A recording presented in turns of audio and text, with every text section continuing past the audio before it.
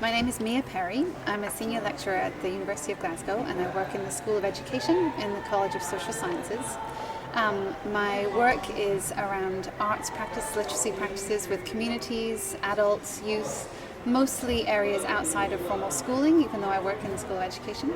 And in my research is focused at the moment with a network called the Sustainable Futures in Africa Network. And we are looking at, if you want me to continue to tell you a bit about the reason that I'm here today, we are a network that's really interested in the methodologies of working with other communities, other disciplines and other sectors in ethical, reciprocal, sustainable ways. So we're looking at methodologies of research in sustainability, looking at Africa as our focus partners. Can you talk a little bit about the demo specifically you brought to TedX Glasgow? Yes. Tell us about that. Yeah.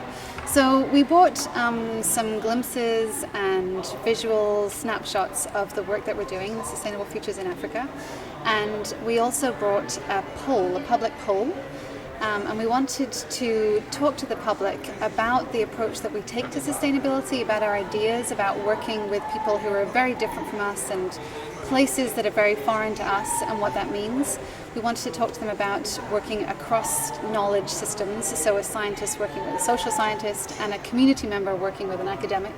And we also wanted to know what people thought about our own individual roles in sustainability.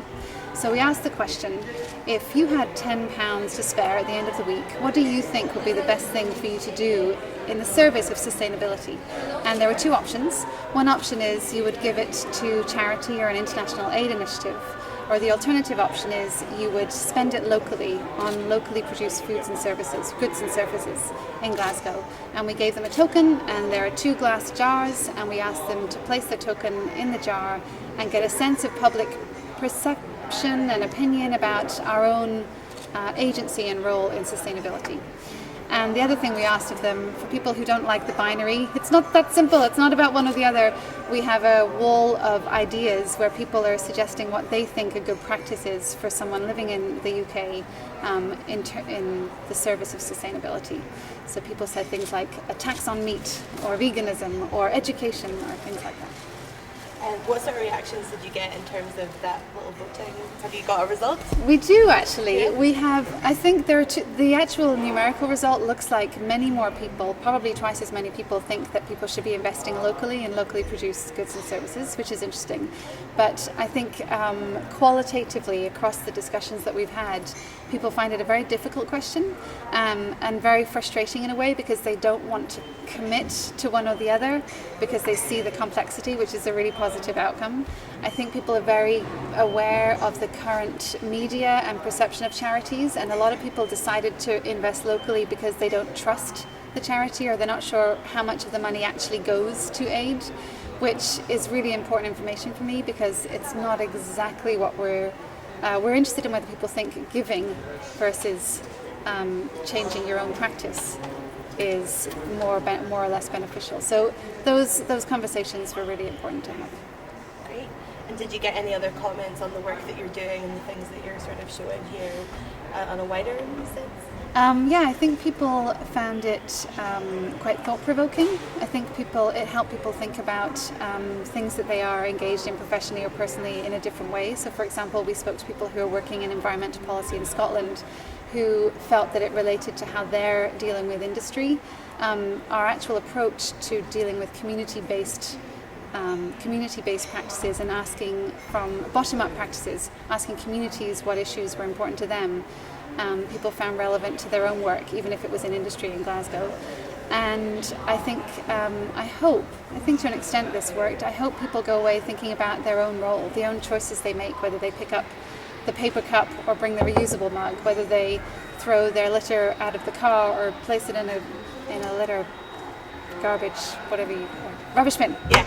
I hope that people go away thinking that, and I think to a certain extent they will. And how do you feel the fact that this demo was part of TedX Glasgow has impacted those kind of conversations based on the type of event that it is? I think it's been really helpful. I think it's very motivating for my team, for the researchers that have come together to collaborate on this. It's always really important input for us in terms of how we communicate this work. We're very much interested in methodology, and that can become quite a technical specialist language, and I think it's really important to relate and narrate that in real life terms, and that's just really useful information, and it's energizing, and hopefully it will help the impact of our work as it ripples out in conversations. Great. So in terms of takeaways from today, things you're going to go back to the office and sort of put into place or do right away, what would you say they are for you and your team? Yeah.